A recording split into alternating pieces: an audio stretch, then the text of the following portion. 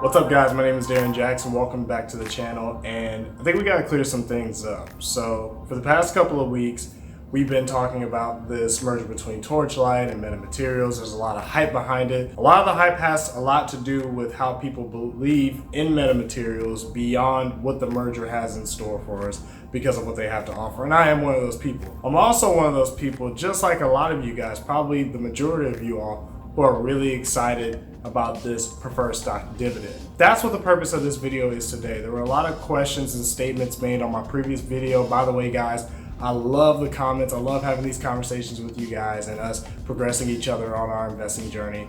And specifically for mine, I want to use this video to clear up a lot of things, all primarily having to do with this dividend. So hopefully by the end of this video, we all have more of a clear understanding of what's happening, and depending on what our situation is, what we need to do from here.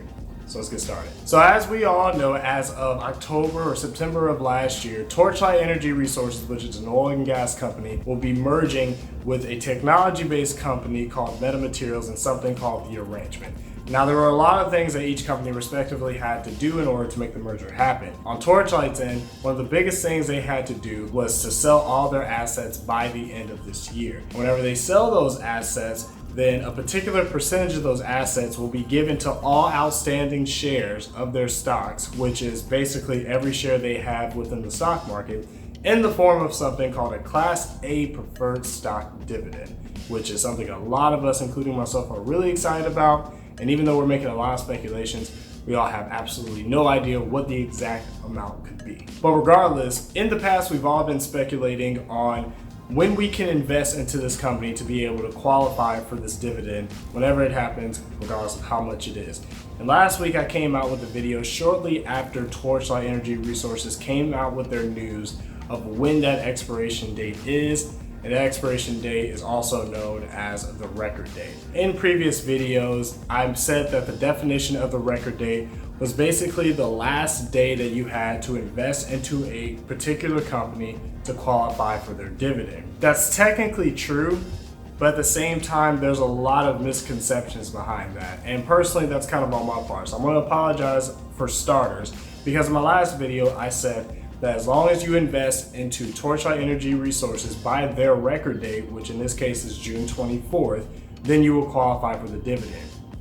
That's not necessarily true. And again, by the end of this video, hopefully you'll have more of an idea of why that is. And when I did the research of it, I was pretty surprised I never thought about it, because I didn't consider Torchlight Energy Resources a dividend paying company, because they're technically not. That's more so of a company that pays it reoccurringly, but there can be situations like this where they'll pay it out once. This just happens to be my first time, and definitely a lot of you guys' first time as well. So for us to more so understand what exactly the record date is, we're gonna have to talk about two other important dates when it comes to dividends. All right, so to better explain these three different dates, let's just pretend like there's a company out there that I always say, Company X. And let's say that Company X's share price is $20, and for some reason, it's always $20, it never changes. It opens at $20, it closes at $20. We're just gonna stick it to that. Easiest way for me to explain it. The first important date when it comes to a company like Company X that pays a dividend every single quarter is the declaration date. The declaration date is the date where a company will not only announce that they will be paying a dividend at that period of time, but they'll also announce how much that dividend will be. Typically, if you go on your Robinhood app, for example, if you invest through a brokerage app like Robinhood, you can go to the dividend section and you should be able to see some upcoming dividends that are coming up if you're investing into dividend stocks. That normally means they've already made a declaration date. And that's really important because there are a lot of companies that want to save money every now and then, so they'll cut their dividends or even delete them altogether, which really sucks. But if it's a value stock, then you kind of get over it. But point is, the declaration date will be the first thing that will cross by.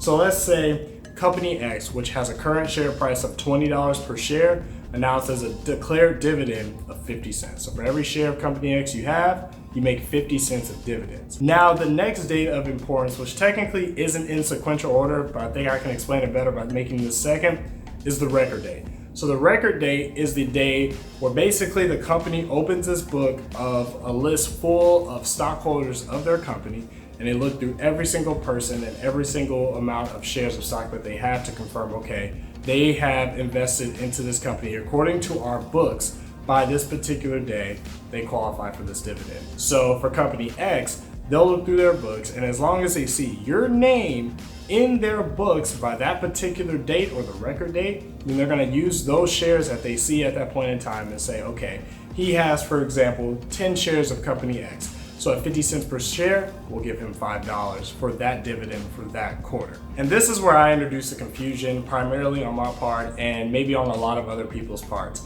And I want to make sure that when I make these videos, I'm giving you guys 100% factual information. And this is definitely a mistake of mine because, again, I never thought about Torchlight as a recurring dividend stock. And now it's important that I didn't think of them that way, because these dates are important when it comes to a recurring dividend paying stock such as Apple or Realty Income or some other company that does it on the normal, unlike Torchlight. And I say the confusion comes into play at this point because when it comes to Torchlight, again, their record date is June 24th.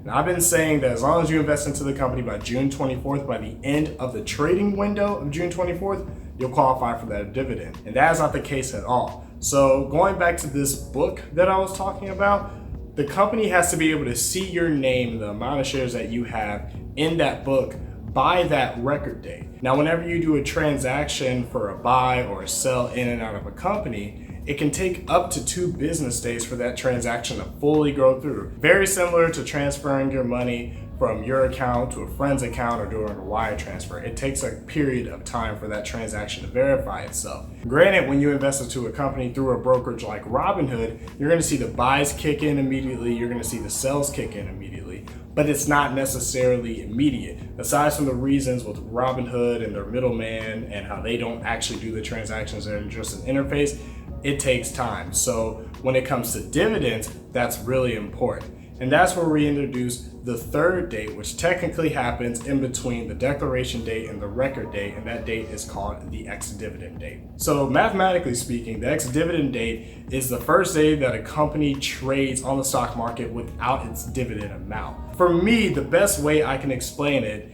is this. The amount that you see for any company's dividend price is based off their market cap. So you take their market cap for that current period of time and divide it by the outstanding shares that they have. That's the equivalent of a share price. That's why you'll see the share price change if a company does stock buybacks or stock splits like Tesla and Apple, either go up or go down. They're doing the manipulation for whatever reason. Point is, the share price you see multiplied by the amount of shares they have within the stock market, whether the shares are held by somebody or not, is typically what the market cap is. The dividend amount comes from that same spot. So for example, with company X paying a quarterly payment of 50 cents per share, let's say they have, for example, 100 shares, then you're gonna be taking out $50 from that bank and dispersing it amongst the 100 people. Even more deeper example, when they do that for this fake example of a fake company, the very first moment of that ex-dividend date, if their share balance is $20 at that point, because again, in my example, it never changes, then that share price at the beginning will be $19.50. The regular share price minus their dividend per share. But of course, a lot of us aren't going to see that out the gate because a lot of other things cause the stock prices of any company to go up or down. So the price may go down even further by the end of the trading window. It may go even higher by the end of the trading window or stay the same because it offsets both. But regardless, that's typically what happens at the beginning. Now, the ex-dividend date is going to take place between 1 to 2 business days before the final record date, the day where they verify that you're in the books for whatever amount of shares you have. Now, there's another aspect of where the confusion comes in, and that's because I said 1 or 2 business days. Now, I had a commenter on my YouTube channel say it's 2 business days. By the way, I really appreciate you for commenting on that. I know you weren't the only one, but you really made me remind myself of these other dates and how I've been saying the record date was the final date and how that was wrong. So again, I appreciate you. When I did the research on certain websites like Investopedia, it says that the ex-dividend date is 2 days before the record date. Other websites say it's 1 day before the record date. If you type in Torchlight ex-dividend date, it tells you June 23rd, which is a day before. So it's either 1 day before or 1 day after. The other reason, and the most important reason in my opinion on why that's important, is because if you invest into a company's stock on the ex-dividend date or after the ex-dividend date, then you will not qualify for that dividend. So if it's a company like Apple that pays between 60 to 80 cents per share every single quarter, and you buy into Apple on their ex-dividend date or the day after the ex-dividend date, then you will not qualify for that dividend that quarter, maybe the next quarter, because you're buying into it before the next ex-dividend date. So when it comes to Torchlight, you have to invest into Torchlight before the ex-dividend date. To break it down, if the ex-dividend date definition is correct and it's 2 days before the record date, knowing the record date is June 24th, that means the ex-dividend date is June 22nd.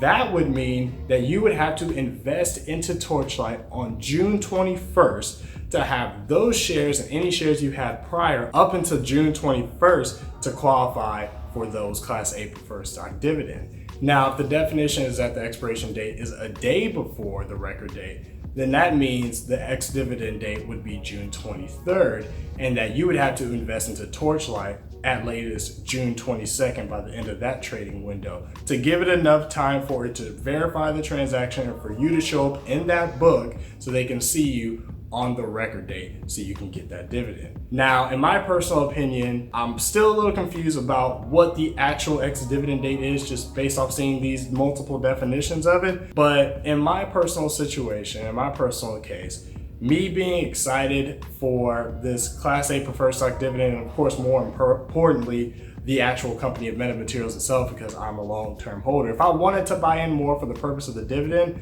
I would personally invest into Monday, AKA today. I would invest into the company right now just to make sure there is no issues that I buy 30 more shares the day before the ex-dividend date, which is 2 days before the record date, and I don't qualify for it. If I'm wrong, guys, please let me know in the comments below if you have even more proof that the ex-dividend date for Torchlight is June 22nd or June 23rd. We all definitely need to know that, because we need to make sure that the money that we're investing into Torchlight will help us get more of these dividends if that's of importance to us, of course. And for a lot of us, again, we're just trying to put more money towards the company as it merges with the company. That's the real picture that we're trying to paint here. But a lot of us deserve all this information. Otherwise, guys, like I said, let me know what you think about this whole situation with the dividend. Let me know what you guys think about the ex-dividend date, the declaration date, etc., etc. Please feel free to leave comments below correcting me. Again, guys, there's not a lot of you guys that do this, but let's not leave the comments below just to criticize anybody or myself or whatever. The whole purpose